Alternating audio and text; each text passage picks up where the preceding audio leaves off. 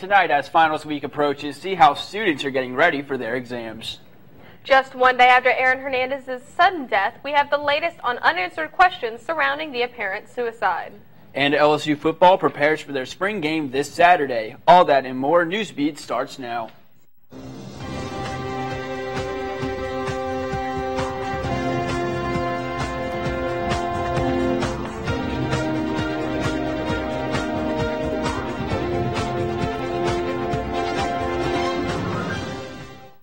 It is Thursday, April 20th. I'm Brett Hauser. And I'm Larissa Bonaquisti. Thanks for joining us.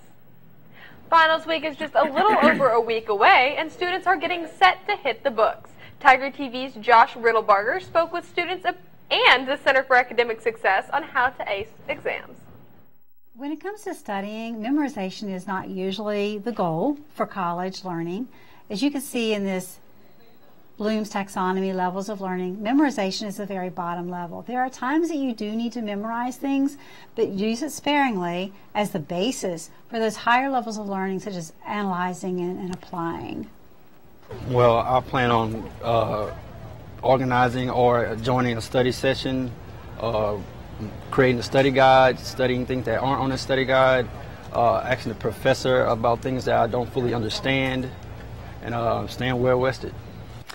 It would seem like it's more fun to have more friends, but it really depends on the group of friends. It depends on the subject. It depends on you, yourself. Some people prefer to study alone. Some people prefer to study with friends.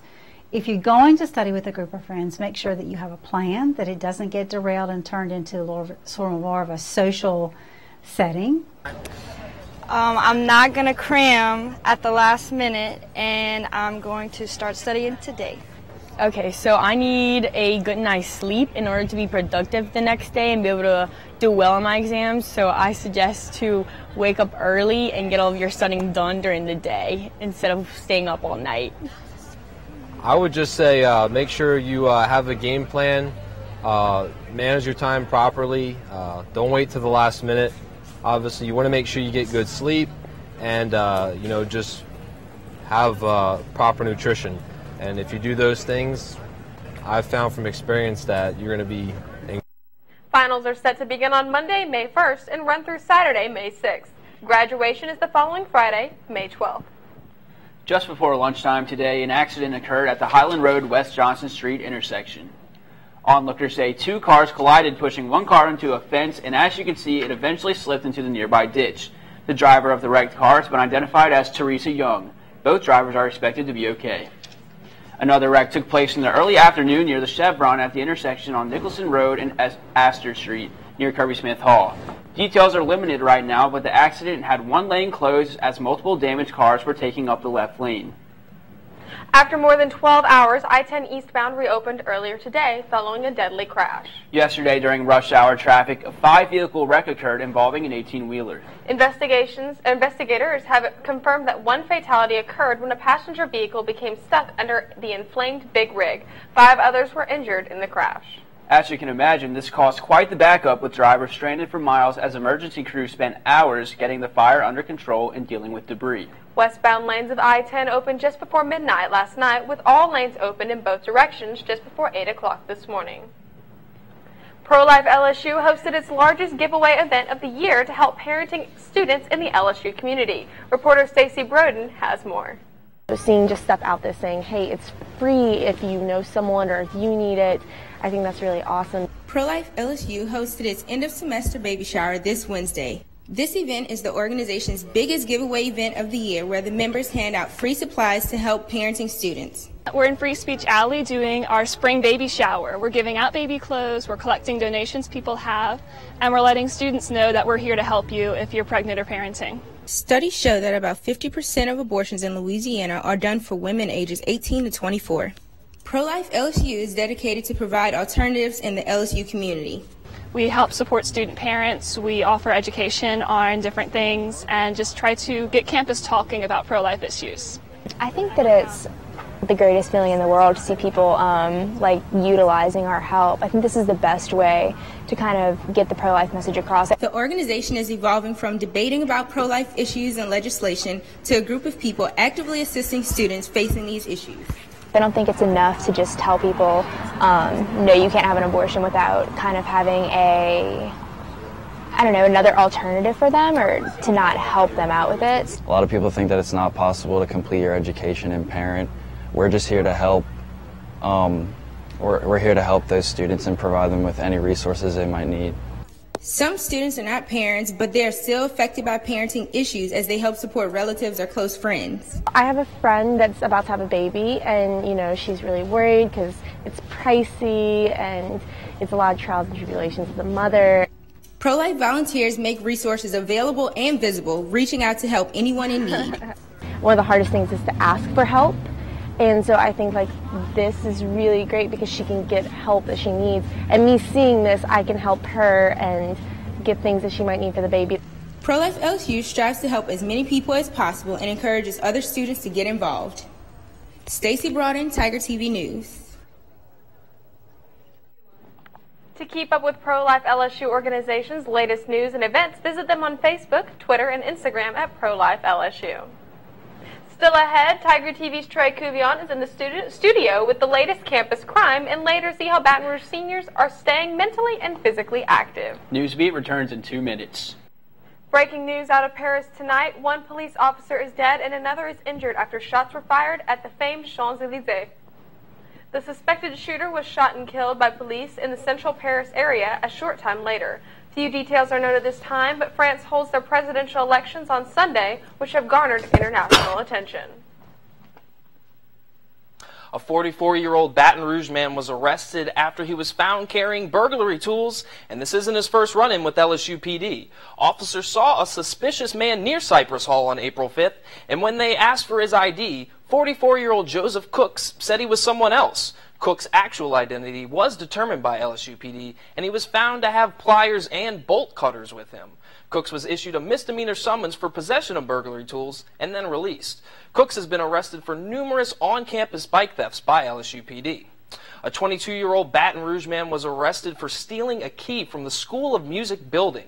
LSU PD responded to the theft on April 12th and contacted 22-year-old Jaron Celestine, who allegedly stole the key from inside the music school building. Celestine admitted to having stolen the key and was issued a misdemeanor summons for theft and then released. And an 18-year-old university student was arrested for throwing bottles at Acadian Hall. Officers were called to the residential hall on April 12th around 3 in the afternoon, where someone was reportedly throwing glass bottles at the building. 18-year-old university student Christian Allen was arrested by LSU PD and was issued a misdemeanor summons for criminal mischief. And that's all the time we have for Crime Briefs. Be sure to check out LSUnow.com for all the latest crime updates. And now back to Larissa and Brett at the desk. Thanks, Trey. In the midst of the troubles that involve the East Baton Rouge Council on Aging, seniors are still using the available services to their advantage. Tiger TV's Lauren Maiden introduces us to some of those who enjoy spending time with others their age to keep moving. Independent senior citizens, such as 77-year-old Edna Allen, go to a senior day facility like the East Baton Rouge Council on Aging and implement activities into their schedules to keep them mentally and physically alert and in good health. Main thing is our devotion that we have first thing in the morning, and after our devotion, then we goes into our exercise. And those two things are the most important things that are here, the devotion and the exercises. With 60 to 75 seniors per day, Senior Site Coordinator Patrice Bryant says the activities at the East Baton Rouge Council on Aging include dominoes, go fish, puzzles, and chicken dominoes. The age starts at 60, and we have maybe 10% between 60 and 70, and then in 70 we have about maybe 25%. The years of baby boomers are 1946 to 1964, and the oldest baby boomer would now be 70 or 71 years old. Bryant observed what activity the baby boomers at the facility tend to like best. The biggest one is bingo, and you may have observed them playing bingo today. They love to win prizes. Seniors love to get prizes, and I mean, they'll play it every day if we allowed it. Allen has participated in activities with 8 baby boomers. At the East Baton Rouge Council on Aging, she enjoys and loves all the activities. I think it would help us have a longer life, longevity, because we're doing things and moving. You know, when you sit down and don't do anything, then you're wasting away. But as long as you can come out and engage in different things that are going on at the center and pass the time away, I think it's a great deal. At the East Baton Rouge Council on Aging, new activities, including functions, are in place for the senior citizens in the month of April. Lauren Maiden, Tiger TV. The East Baton Rouge Council on Aging has 15 senior centers open across the parish, serving thousands of seniors a year. After the break, this week's headlines from Washington, including the ongoing Bill O'Reilly scandal and the latest on North Korea. We'll be right back. We're back now with the latest news from Washington. Secretary of State Rex Tillerson issued a strong warning to Iran yesterday on their nuclear program. The comments came after the Trump administration said that they would be reviewing the Iran nuclear deal. Iran's nuclear ambitions are a grave risk to international peace and security.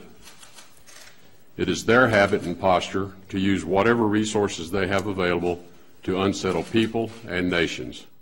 Vice President Mike Pence continues his tour across Asia with a stop today in Indonesia. Throughout his trip, Pence has been discussing the threat that North Korea poses not only to the United States, but also to that region. And the only thing we need to hear from North Korea is that they are ending and ultimately dismantling their nuclear and ballistic missile programs. If they fail to do that, we've made it clear. All options are on the table. In the aftermath of Bill O'Reilly's ousting from Fox News, many lawmakers are speaking out regarding the sexual assault allegations against him. Democratic Representative Maxine Waters, who has been criticized by O'Reilly in the past, spoke out against the cable giant. You know, Bill O'Reilly is not going to be recorded favorably in history. Unfortunately, here was a man who made tremendous sums of money, had a huge show, and really there's something wrong with him psychologically. He obviously could not sustain relationships, and the stories about him talking to women on the telephone with this kind of sex talk, it is really just, unconscionable. And finally, the Super Bowl champion New England Patriots visited the White House on Wednesday to celebrate their victory over the Atlanta Falcons in February. Many notable players, including Tom Brady, skipped out on the trip for various reasons, but the president commended their historical comeback. With your backs against the wall, and the pundits, good old pundits, boy, they're wrong a lot, aren't they?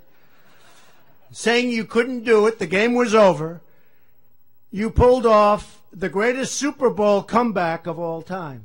One of the greatest comebacks of all time. But the greatest Super Bowl comeback of all time. That's all the politics for now. Back to Larissa at the desk. Thanks, Brett. The investigation into suspected Facebook killer Steve Stevens' motives have begun. Just 2 days after his death, in social media videos, Stevens blames his former girlfriend, who is speaking out for the first time to Fox 8's Peggy Gellick. The hashtags Joy Lane Massacre. I don't know if I know how to be Joy Lane anymore. I don't know how to pick up all the pieces of my world at the moment. For the first time since her former boyfriend, Steve Stevens, murdered an elderly man and then posted the video on Facebook, Joy Lane speaks out about the ordeal and what her life has been like for the past 48 hours. I did try to call him for people who were asking me, like, call him. I did. Call him. He didn't answer. She said the two had dated for a while and even looked at engagement rings not too long ago. But she said while the two remained friends, the two mutually parted ways, and she urged Stephen to seek help for gambling issues. The last time I talked to him was Saturday night around 9 o'clock. We talked, and he told me he had quit his job and he was leaving the state. Lane found out about the murder of Robert Godwin Sr. when a friend called her Sunday. She was, and still is, devastated. I've got a lot of negative comments. I've been called almost every cuss word in the book. I've been told that I'm the one who should have died. He should have killed me.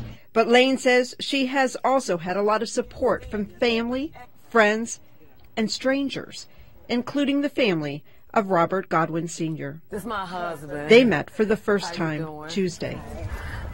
Hug you. Just tell you, not your fault. We love you.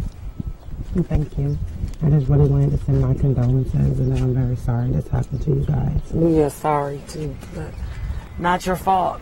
Lane and two of the victims' daughters met for a brief time, saying they felt better being able to meet and discuss what happened. It's hard because I feel bad. I feel, like the last thing that he would have said was my name and didn't know me or why he was saying it, and that's been difficult. Godwin's daughters told Lane they know she is not at fault and she should not blame herself. Our father was our rock and snatched from us, and we don't hold any ill feelings towards you, not even toward Steve. I'm angry with him, yes, but I forgive him. After speaking for a short time, they asked for all of us to pray for healing. We thank you for what you allowed him and my mother to put in us, Lord. We thank you, Lord, for the power of love and forgiveness, God. In Cleveland, Peggy Gallick, Fox 8 I-Team. Robert Godwin Sr.'s funeral is set for this Saturday at 10 a.m. The father of 10's service was originally scheduled for Friday, but was changed following the large amount of the public that wanted to attend. Still ahead on Newsbeat, the LSU spring game is right around the corner. And one Tiger in the minors joined Hall of Fame company with his performance last night. Matt Houston is back with sports right after this. It is almost football season. Good evening. I'm Matt Houston in for Max Hawkins. The LSU Tigers finished up spring practices today, which means the National L Club spring game is this Saturday. Tiger fans will get their first look at new OC Matt Canada's offense, and all eyes will be on his quarterbacks. But expected starter Danny Etling says Canada may not show too much of his new system. I don't know how much we'll show or what we'll kind of put in for that day, but I think there'll be a lot of fun and a lot of excitement, guys making plays and, just kind of playing off the atmosphere and the crowd, and it'll be another fun night. Gates open at 5. Kickoff is set for 7. Not to be outdone by football's return to Saturday night in Death Valley, the LSU baseball team will spend a weekend at Cliff Hagan Stadium to take on the number 14 Kentucky Wildcats. After a slow start to the season, the Tigers have won 7 out of their last 10. The Wildcats are 5-5 in that same stretch. The series' first pitch is set for 5:30 tomorrow. As of today, Kentucky is the final ranked opponent on the Bayou Bengals schedule. One former Tiger slugger has enjoyed some early success in the Washington Nationals minor league system. Andrew Stevenson, the Nats' 5th-rated prospect, has connected 10 times in his last 2 games. 10. The last major leaguer to record 5 hits on back-to-back nights was Hall of Famer Roberto Clemente in 1970. Stevenson has recorded a hit in 8 straight plate appearances and is batting .447 for the AA Harrisburg Senators. The 2017 NFL Master schedule is set to be released in just over an hour. While the 32 NFL teams know who they will be facing this upcoming season, the dates and times have yet to be released. NFL Network will reveal all the schedules live at 7 p.m. To check out your Saints, my Cowboys, or any of the other team schedules, you can visit NFL.com. Just one day after former NFL star Aaron Hernandez was found dead in his prison cell, officials have recently ruled his death a suicide. New reports indicate the former tight end had written biblical verse John 3:16 on his forehead in blood. Authorities also found 3 notes in his cell. Hernandez was serving a life sentence for the 2013 murder of Odin Lloyd. He was acquitted last Friday of 2 additional murder charges. It was announced today that his family has agreed to donate his brain for research on CTE, a disease caused by repeated trauma to the head, like a football collision. Hernandez was 27 years old. His former team, the New England Patriots, traveled to Washington, D.C. yesterday to meet President Donald Trump and commemorate their historic comeback against the Atlanta Falcons in last season's Super Bowl. But a photo tweeted by the New York Times implied fewer team members participated in this year's commemoration than the Pats' 2015 recognition under President Obama. Trump responded this morning, calling the failing Times liars. That's it for sports. Now back to Brett and Larissa at the desk. Thanks, Matt. As we approach the end of a week filled with plenty of bad news, we want to give you some good news. A prestigious university has given a young boy fighting for his life the opportunity of a lifetime. Candace Sweat introduces us. As you know, at Carolina, we cast our nets far and wide to find the absolute best prospects in the world. UNC's head cross-country coach, Mark V, feels lucky. Yash Krishnan visited with the team and he's already considered an asset. Now, on his special signing day, his signature on the letter of intent, he's officially a Tar Heel. At 8 years old, he's the youngest on the team, but already says he's leaning more toward a role in coaching. And already very popular, in fact, it's nearly impossible to get an interview. What do you like the best about this? Yeah, so when it's like you only lap around this, it's PE. So why now? Why so young? This is a day his parents say he may otherwise never see. He's not expected to live past age 20. Most families who we have come to know with this condition already have kids who have passed away or have kids who are getting aggressive treatment and are fighting tooth and nail. Yash has a rare illness called biallelic mismatch repair deficiency, or BMR. He's more likely to develop a number of cancers during his lifetime. The organization Team Impact pairs kids like Yash who have life-threatening illnesses with colleges and universities to become members of collegiate sports teams. He's only been in our lives for such a short amount of time, but I feel like every time he doesn't come to practice or we don't see him for a while, it's like there's something missing, like there's a member of our team missing. He's one of them, and a leader on what true endurance really means. Team Impact began in 2011 and since then has paired over 1,000 students with nearly 500 colleges. When we come back, Netflix is releasing some numbers you might not believe. Stay tuned. According to BuzzFeed, Netflix is set to reach 100 million subscribers in the near future, but that shouldn't surprise you. And that's going to do it for us today. Be sure to keep up with us on social media and online at lsunow.com. I'm Larissa Bonaquisti. And I'm Brett Hauser. Thanks for watching, and good night.